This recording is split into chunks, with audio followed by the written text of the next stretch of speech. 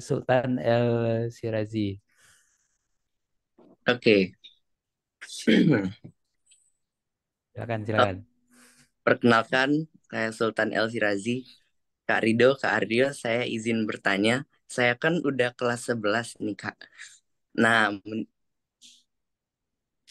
menurut Kak Aryo, lebih baik fokus buat OSN atau SNBT nih, Kak? Terima kasih. Oke, thank you Sultan El Shirasi. Kenalin guys, ini Sultan El Shirasi ini medalis Mas Kimia tahun 2023. Sama dengan aku ya. Dia jadi ini orang Imba yang bertanya ini guys. Nah, pertanyaannya ini lebih baik persiapan SN atau SNBT? Wah, gila. Berarti kamu ini kalau persiapan SN mau bilang apa nih? Waduh, ngeri. Yang matematika nih, Kak, kayaknya. Wah, Ya, gamon. Kembali ke masa lalu berarti FTK. mungkin ini kali ya untuk pertimbangan persiapan mau persiapan OSN atau SNBT ya sebenarnya kalau menurut aku sendiri kita ikut OSN itu kan udah belajar materi yang susah-susah, otak kita udah terlatih mengerjakan soal-soal yang susah. Menurut aku setelah kita belajar OSN lama harusnya ngerjain soal SNBT itu jauh lebih mudah karena dulu pengalamanku ya belajar soal-soal SBMPTN itu dulu namanya SBMPTN. Dulu aku cuma belajar kurang dari 1 bulan. Itu udah cukup belajar semua mapel SBMPTN. Ya karena otak kita udah terlatih dengan soal-soal yang susah. Dikasih soal logika yang gampang, cepat harusnya belajar. Jadi gitu. Itu ya, udah ya Sultan. Pertanyaanmu terlalu aneh. Terima kasih, Kak. Lanjut, lanjut. Ada Raja Ardovan. Silakan bisa on mic.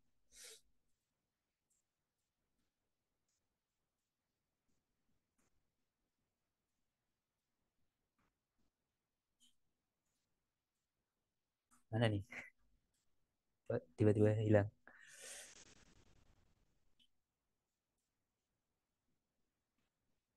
Oke, gak jadi. Ada Ajo Syafei. Silakan.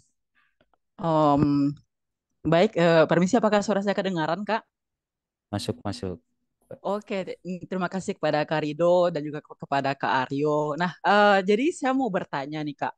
Em, kita kan di sini kan masih banyak yang pemula gitu, Kak, dalam hal Olimpiade gitu. Dan kayak kalau kita sendiri itu mau nanya gitu, menurut Kak Aryo, faktor selain sekolah, misalnya sekolah kan kayak ngadain pelatihan gitu, terus juga diri kita sendiri, kayak konsisten kita dalam belajar, ada faktor yang lain nggak Kak? Misal kayak mungkin pengaruh orang tua ataupun teman yang mungkin juga penting gitu di Olimpiade ini Kak. Gitu Kak. Oke, bisa langsung dijawab, Oke, Aryo. thank you pertanyaannya Kak Ajo.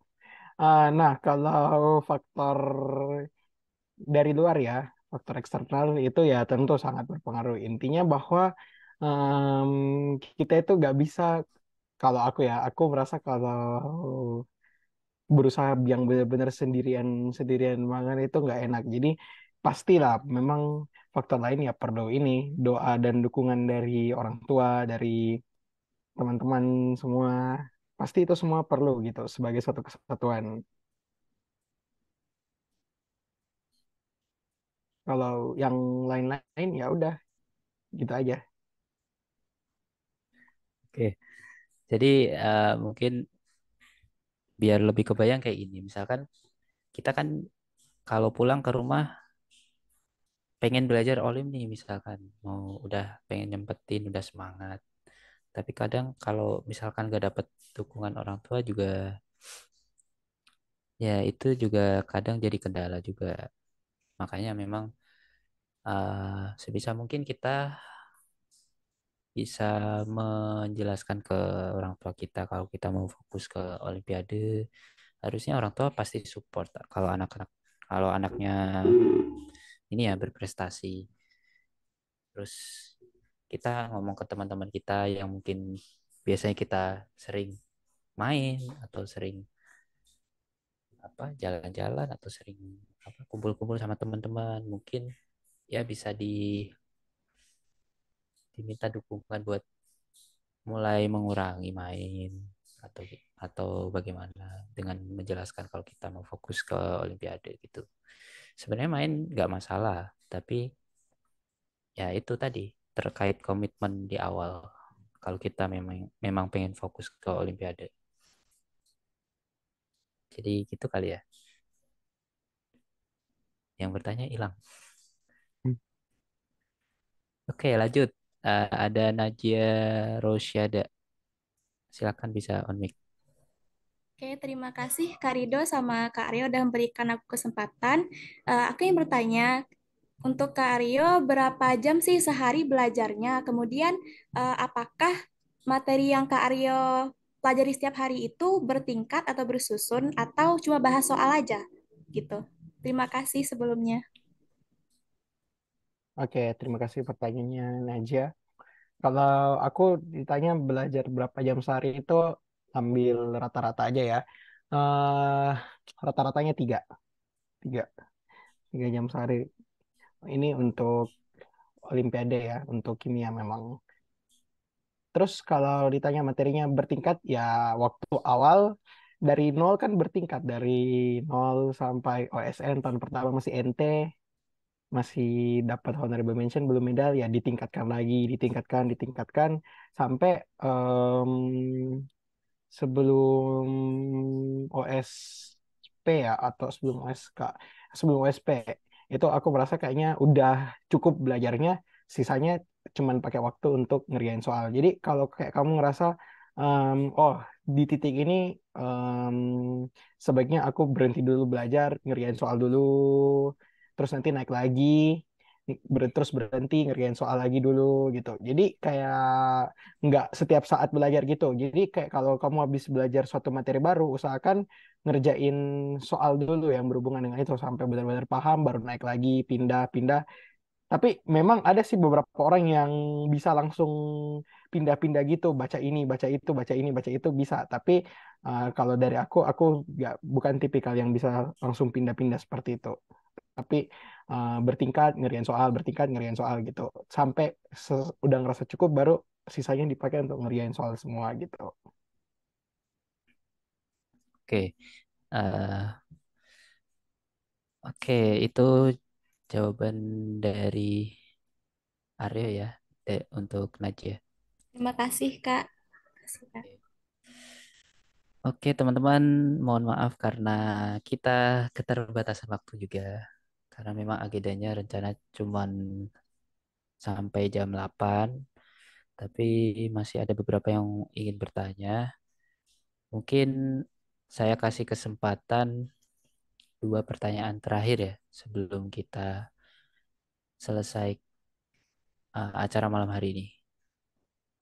Silakan yang mau bertanya, tapi yang udah bertanya nggak boleh bertanya lagi ya. Ini ada Selin Octavia Aura. Silakan bisa on mic. Assalamualaikum warahmatullahi wabarakatuh. Waalaikumsalam warahmatullahi Waalaikumsalam. wabarakatuh. Jadi Kak, untuk pertanyaan saya, ini pengalaman saya selama OSN 2023. Uh, itu saat di seleksi kabupaten, saya kan melakukan persiapan lebih awal, sekitar 3 bulan sebelumnya. Dan itu pun saya targetkan sehari itu 7 jam belajar OSK untuk pelajaran kimia. Dan setiap hari itu kayak sehari materi itu udah full, udah selesai. Jadi besok itu bertingkat, lanjut lagi ke tingkat-tingkat yang susah sampai mata pelajaran kuliah sudah selesai.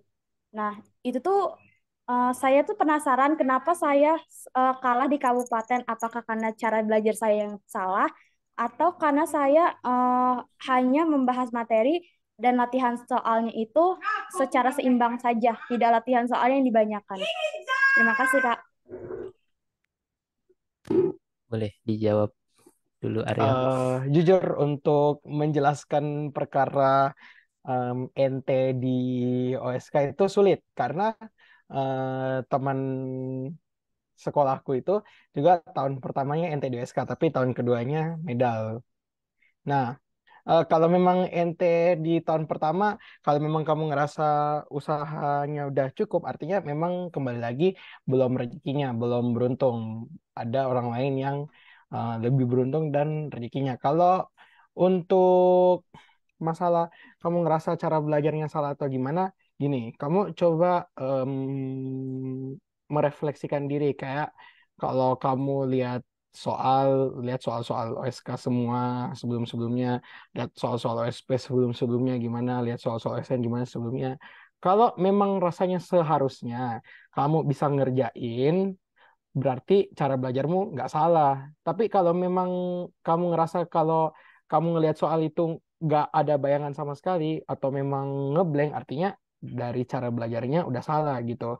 Jadi kalau memang NT tahun pertama itu em, menurut aku nggak usah terlalu dipikirin, tapi sebaiknya berusaha mencari kesalahan dan kekuranganmu itu apa gitu di tahun pertama ini. Jadi kayak kalau ngelihat soal kira-kira kendalanya apa sih kayak loh seharusnya kalau misal kamu ngerasa bisa ngerjain artinya ya itu bukan masalah memang belum rezekinya ya berarti gitu kalau menurutku karena temanku itu sebenarnya kalau dia lihat soal itu bisa sama kayak aku kalau kita ngerjain soal sama-sama itu bisa cuman memang tahun pertama itu murni nggak beruntung aja murni memang belum rezekinya gitu tapi sebenarnya aku tahu dia bisa makanya nggak ada yang perlu diperbaiki dari cara belajarnya, cuman ya dikencengin aja doanya lagi gitu. Oke, Ya, terima mungkin kasih ya, tambahan. Kak. Mungkin aku mau nambahin juga sih. Sebenarnya selain kita belajar juga ya, kita juga harus lihat sistem di lombanya juga, sistem ujiannya. Karena di OSK itu kan kok yang kemarin online ya, waktunya cuman 1 jam, soalnya 50 ya kalau nggak salah. Benar nggak? Ya, 1 jam 50 soal. Atau berapa? Enggak, 100 menit, Kak. Oh, Lumayan 100 longgar. menit ya. Heeh. Jadi 100 menit 50 soal. Nah, itu kalian harus selain persiapan belajar, latihan soal, kalian juga harus persiapan. Bisa nggak aku ngerjain sebanyak 50 soal dalam waktu 100 menit? Itu juga harus kalian latih juga. Jadi selain bisa ngerjain soal, juga harus bisa memanage waktu biar bisa semakin banyak soal yang dikerjakan dalam waktu 100 menit itu. Dan ada poin plus sama minus. Itu juga jadi pertimbangan.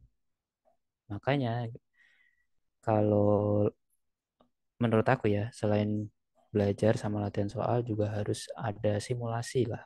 Semacam simulasi. Kamu ngerjain selama 100 menit sebanyak 50 soal. Nah, kamu bisa mengukur tuh kemampuanmu sejauh mana mengerjakan soal OSK itu. Nah, simulasinya bisa simulasi sendiri juga bisa. Kamu misalkan dapat soal, terus kamu mau disimulasikan sendiri waktunya 100 menit. Kamu waktuin sendiri 100 menit. Nah, itu juga bisa. Menurut aku gitu ya. Semoga menjawab.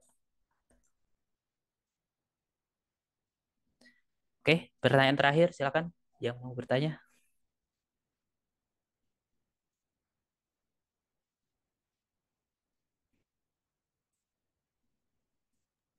Oh iya, aku izin melengkapi lagi.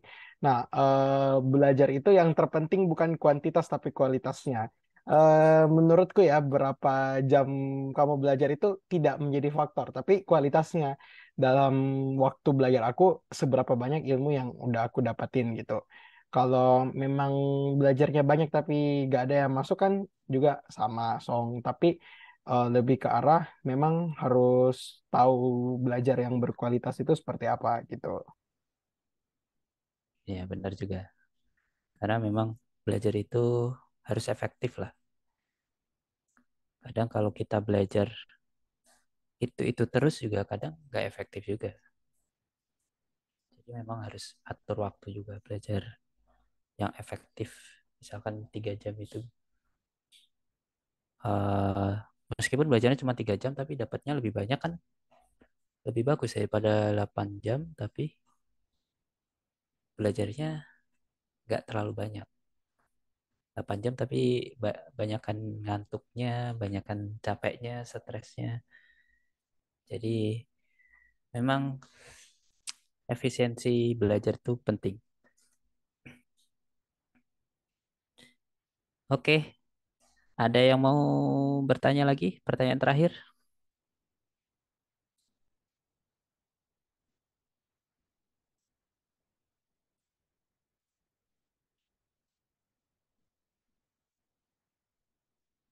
Oke, ada nih dari Ahmad Ibrahim. Silakan. Cek. Sebelumnya mohon maaf, saya belum bisa nyalain kamera ya, Kak. Oke, Nah, nggak apa-apa. izin bertanya kalau kakak narasumber ini ada organisasi atau enggak ya? Dan kalau misalnya ada, menurut kakak bagaimana cara manajemen waktunya biar dua-duanya bisa jalan gitu? Terus pertanyaan kedua, kalau menurut kakak seberapa penting organisasi untuk menunjang masa depan di dunia kerja dibandingkan dengan OSN? Maksudnya kalau di compare tuh OSN atau organisasi itu mana yang lebih penting gitu? Ya, silakan Aryo dijawab. Oke, terima kasih pertanyaannya Ahmad Ibrahim.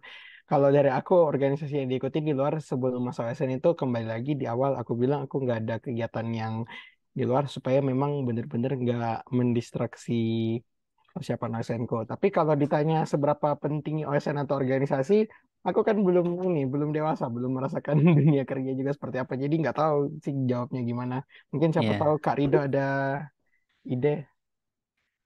mungkin aku yang jawab aja.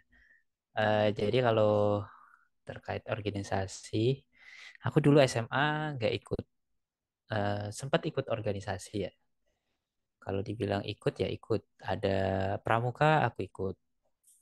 Meskipun cuma sebagai anggota yang nggak terlalu aktif ya. Tapi karena dulu wajib ya pramuka itu. Ekskul yang wajib. Ya mau nggak mau aku ikut. Sampai pelantikan juga ikut. Terus aku juga ikut organisasi Rohis juga. Nah, kegiatannya nggak terlalu padat lah. Setidaknya nggak terlalu menyita waktu. Itu aku dulu ikut 2 organisasi itu. Ya memang kalau dibilang penting nggak sih organisasi, lebih penting organisasi atau ASN? Sebenarnya tergantung minat kita kan dari awal. Kalau kita memang minatnya misalkan ikut ekskul Pasus misalkan yang jadi pengibar bendera ya. Kita memang cita-citanya pengen jadi pengibar bendera merah putih saat 17 Agustus. Ya itu memang cita-cita kalian. Berarti kalian harus milih. Kalian mau fokus di ekskul itu atau di olimpiade. Karena memang hidup ini pilihan. Dan kalian harus memilih sesuai dengan cita-cita kalian. Kalau misalkan dari teman-teman ada yang suka seni, suka musik, ikutnya ekskul musik. Misalkan ada di sekolah kalian ada ekskul seni musik gitu, terus kalian pengen jadi grup band atau jadi penyanyi, ya itu impian kalian. Jadi kalian punya impian itu dan kalian memilih untuk menekuni jalan itu, ya mau nggak mau kalian harus fokus di situ. Jadi kembali lagi intinya adalah kalian impian impian kalian jadi apa, terus kalian tahu nih harus ikut apa, maka kalian harus berkomitmen setelah memilih satu jalan. Jangan kalian pilih 2 jalan berbarengan, nanti gak fokus. Misalkan kalian pengen ikut OSN, ikut olimpiade, pengen berprestasi, dapat medali. Tapi kalian pengen juga ikut ekskul seni misalkan. Nah, itu nanti jatuhnya kalian nggak bisa berkomitmen ke satu hal. Jadi nanti kalian harus setidaknya mau mengorbankan salah satunya lah. Mana yang kalian bakal tekuni, seriusin, sampai nanti bisa tercapai impian kalian. Termasuk kalau misalkan kalian nanti mungkin karena tadi pertanyaannya terkait dunia kerja ya. Misalkan contohnya gini, kalian misalkan mau jadi polisi nanti. Lulus SMA mau masuk Akmil ya atau Akpol, mau jadi tentara atau polisi. Terus kalian fokus ikut ekskul Pasus atau Pramuka gitu. Ya, itu nggak apa-apa. Tapi dulu aku ada teman juga dulu. Ada teman yang ikut Olimpiade Kimia sampai nasional sampai medalis. Habis itu dia masuk lulus sekolah SMA dia masuk Akmil, masuk Akpol. Antara Akmil atau Akpol gitu. Itu ada yang kayak gitu. Jadi sebenarnya tergantung kita ya. Kita cita-citanya jadi apa, mau ikut apa, kita harus berkomitmen di situ. Dan kalau kita pengen ikut dua-duanya, maka kita harus berkomitmen juga. Bisa nggak kita menjalani dua-duanya itu? Kalau memang nggak bisa, ya harus salah satu yang kita pilih. Jadi gitu. Termasuk nanti kalau kalian kuliah ya, kuliah apakah mau aktif organisasi atau cuman aktif di tempat lain, itu semuanya pilihan ada di tangan kalian.